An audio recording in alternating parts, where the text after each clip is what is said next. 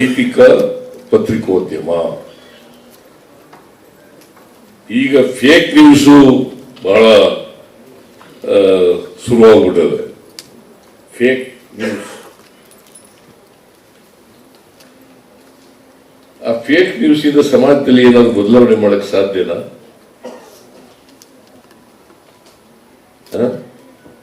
ಅದಕ್ಕೋಸ್ಕರ ಯಾರು fake news ಮಾಡ್ತಾರೆ ಅವರ ವಿರುದ್ಧವಾಗಿ ನಾವೆಲ್ಲರೂ ಕೂಡ ಇರಬೇಕಾದದ್ದು ಅತ್ಯಂತ ಅವಶ್ಯ.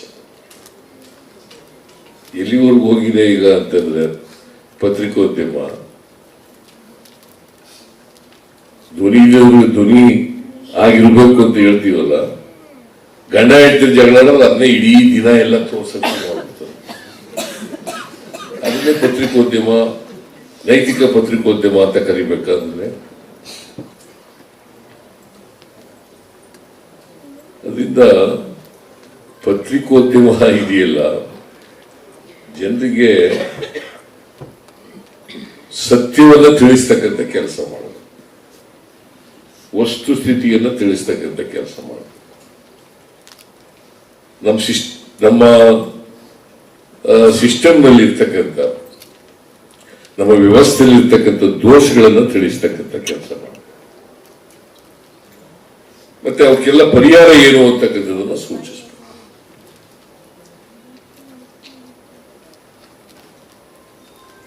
ಅದು ಪರಿಹಾರ ಸೂಚಿಸ್ತೀವಿ ಹೋದ್ರೆ ನಾವು ಸಮಾಜದಲ್ಲಿ ಬದಲಾವಣೆ ತರ್ತಕ್ಕಂಥದ್ದು ಎಷ್ಟು ಮಟ್ಟಿಗೆ ಆಗ್ತದೆ ಅಂತಕ್ಕಂಥದ್ದನ್ನು ಕೂಡ ಯೋಚನೆ ಮಾಡಬೇಕಾಗ್ತದೆ. ಇದರ ಇಂದಿನ ಪತ್ರಿಕೋದ್ಯಮಕ್ಕೆ ಇವತ್ತೆಲ್ಲ ಯಾರ್ಯಾರು ಪ್ರಶಸ್ತಿಗಳನ್ನ 5 ಜನರು ಪಡ್ಕೊಂಡಿದ್ದೀರಿ,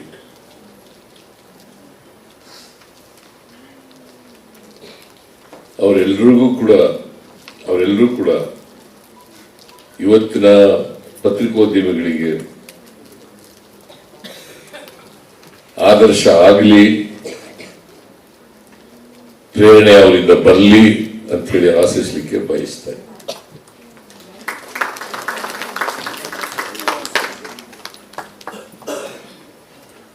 ಈ ಫೇಕ್ ನ್ಯೂಸ್ ಮಾಡೋದನ್ನ ನಿಲ್ಲಿಸಲಿ ಅಂತ ಹೇಳಿ ನಾನು ಹಾರೈಸ್ತೇನೆ. ಈ ಊಹಾ ಪತ್ರಿಕೋದ್ಯಮ ಇದೆಯಲ್ಲ, ಇದು ಬಹಳ ಕೆಟ್ಟದು ಅಂತ ಹೇಳಿ ನಾನು ಭಾವಿಸ್ಕೊಂಡಿದ್ದೇನೆ. ಊಹೆ ಮಾಡ್ಕೋಬಾರ್ದು. ಊಹಾ ಪತ್ರಿಕೋದ್ಯಮ ಅಂತ ಒಂದು ಇದೆಯಾ? ಊಹಾ ಪತ್ರಿಕೋದ್ಯಮ, ಊಹಾ ಪತ್ರಿಕೋದ್ಯಮದಲ್ಲಿ ಇನ್ನೊಬ್ಬರು ತೇಜೋವಧೆ ಮಾಡೋದು, ಇದಕ್ಕೆಲ್ಲ ಆಸ್ಪದ ಇರಬಾರ್ದು. ಅದಕ್ಕೆ ಪತ್ರಿಕೋದ್ಯಮದಲ್ಲಿ ನೀವು ಯಾರ್ಯಾರು ಸಾಧನೆಗಳನ್ನು ಮಾಡಿದ್ದೀರಿ, ಅವತ್ತಿನ ಪತ್ರಿಕೋದ್ಯಮ ಬೇರೆ. ಅದಕ್ಕೆ ಸ್ವಾತಂತ್ರ್ಯ ಪೂರ್ವದ ಪತ್ರಿಕೋದ್ಯಮ, ಆಮೇಲೆ ಸ್ವಾತಂತ್ರ್ಯ ಬಂದ ಕೆಲವು ವರ್ಷಗಳ ಕಾಲ ಇದ್ದಂಥ ಪತ್ರಿಕೋದ್ಯಮ, ಈಗಿನ ಪತ್ರಿಕೋದ್ಯಮ ಬಹಳ ವ್ಯತ್ಯಾಸಗಳಿದ್ದಾವೆ.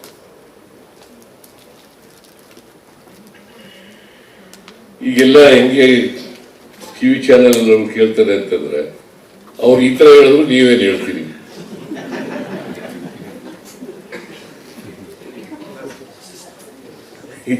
ಇದು ಯಾವ ಪತ್ರಿಕೋದ್ಯಮ ನನಗಂತೂ ಗೊತ್ತಾಗಲ್ಲ.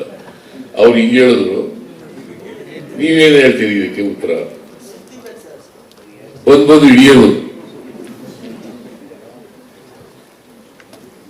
ಇದರಿಂದ ಸಮಾಜದಲ್ಲಿ ಬದಲಾವಣೆ ಆಗ್ಲಿಕ್ಕೆ ಸಾಧ್ಯ ಇಲ್ಲ. ಪತ್ರಿಕೋದ್ಯಮ ಅಂತಂದ್ರೆ ಜನರಿಗೆ ಹಿಂದೆ ಬಹಳ ಗೌರವ ಇರ್ತಿತ್ತು.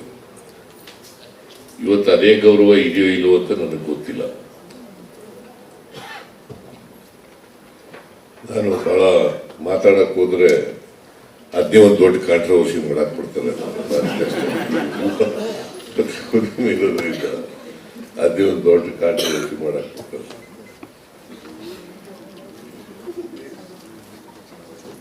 ಆಮೇಲೆ ಈ ಬಾಪೂಜಿ ಪ್ರಬಂಧ ಸ್ಪರ್ಧೆಯಲ್ಲಿ 9 ವಿದ್ಯಾರ್ಥಿಗಳು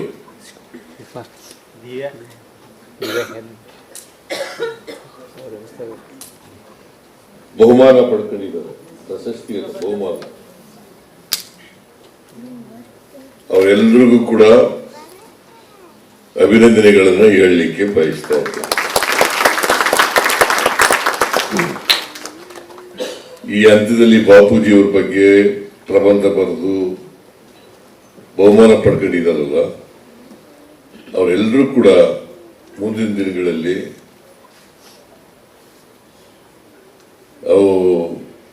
ಮಹಾತ್ಮ ಗಾಂಧೀಜಿಯವರ ಅನುಯಾಯಿಗಳಾಗ್ಲಿ, ಸಮಾಜದಲ್ಲಿ ಬಾಪೂಜಿ ವಿಚಾರಗಳನ್ನ ತಿಳಿಸ್ತಕ್ಕಂಥ ಕೆಲಸ ಮಾಡಲಿ ಅಂತೇಳಿ ಆಶಿಸಿ ಅವ್ರಿಗೆಲ್ಲ ಉತ್ತಮ ಭವಿಷ್ಯ ದೊರಕಲಿ ಅಂತೇಳಿ ಇವತ್ತು ದೇವರಲ್ಲಿ ಪ್ರಾರ್ಥನೆ ಮಾಡಿ ಈ ಸಮಾರಂಭದಲ್ಲಿ ಅತ್ಯಂತ ಸಂತೋಷದಿಂದ ಭಾಗಿಯಾಗಿದ್ದೇನೆ. ಇದು ಗಾಂಧೀಜಿ ಬಗ್ಗೆ ಹೇಳಕ್ ಹೋದರೆ, ಪತ್ರಿಕೋದ್ಯಮದ ಬಗ್ಗೆ ಹೇಳಕ್ ಹೋದರೆ ಬಹಳ ಗಂಟೆಗಳು ಬೇಕಾಗ್ತದೆ. ಅದಕ್ಕೋಸ್ಕರ ನಾನು ಹೆಚ್ಚು ಮಾತಾಡಕ್ ಹೋದ ಮೈಸೂರು ಬೇರೆ ಹೋಗ್ಬೇಕು. ಈಗ ನಾಳೆ ದಸರಾ ಉದ್ಘಾಟನೆ, ಅದಕ್ಕೋಸ್ಕರ ಅಲ್ಲಿ ಹೋಗ್ಬೇಕು. ನಾನು ಮತ್ತೊಮ್ಮೆ ನಿಮ್ಮೆಲ್ಲರಿಗೂ ಕೂಡ ಮಹಾತ್ಮ ಗಾಂಧೀಜಿಯವರ ಜನ್ಮದಿನೋತ್ಸವ ಶುಭಾಶಯಗಳು ನಿಮ್ಗೆ ಹೇಳ್ತಾ, ಈ ವರ್ಷ ಬೆಳಗಾವಿನಲ್ಲಿ ಒಂದೇ ಒಂದು ಕಾಂಗ್ರೆಸ್ ಅಧಿವೇಶನದ ಅಧ್ಯಕ್ಷರಾಗಿದ್ದರು ಮಹಾತ್ಮ